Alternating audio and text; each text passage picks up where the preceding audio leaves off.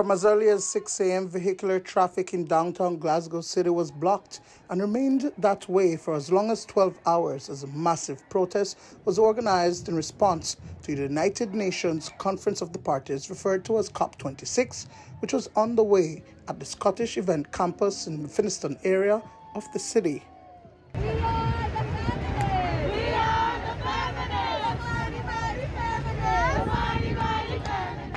I am here in Kelvin Grove Park in Scotland, where thousands, we are being told up to 100,000 persons have gathered for climate justice. The young, the old, they are all out here trying to send a message to world leaders that they want action.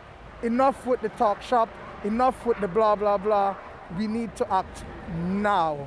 Now, they've gathered here and they will move some 2.5 miles to St.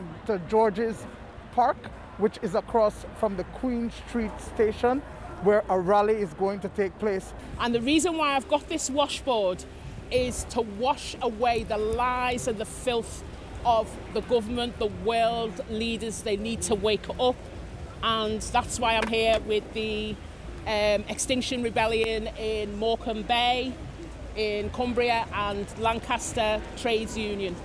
Joining in the parade is Belizean at heart, Christopher Minty. Minty lived in Belize for 8 years, surveying the mangrove forests in the early 1990s and working with the Las Cuevas project in the Chicky Bull. These days, he's living with his family in Scotland and is part of Secure Forests, a non-profit that believes that every forest should be protected for the future of our planet.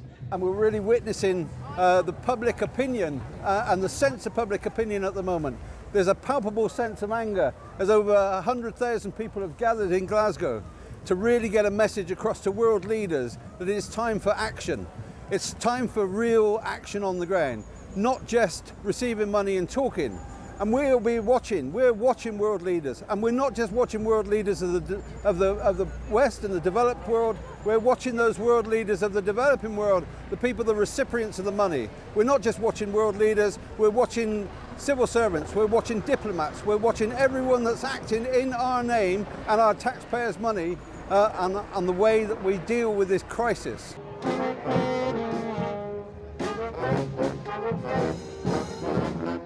The majority walked the entire distance through main thoroughfares in the city, but I did find a group of cyclists who joined in the protest. We've got dozens and dozens of cyclists today from all over Scotland that we've come.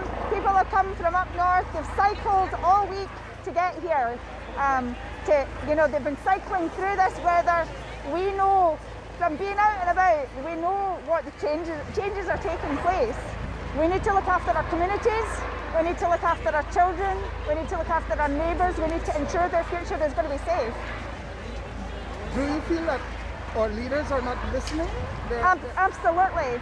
They're talking about things that's going to happen in the future when the climate change is now, and we need to make changes now, and it's immediate.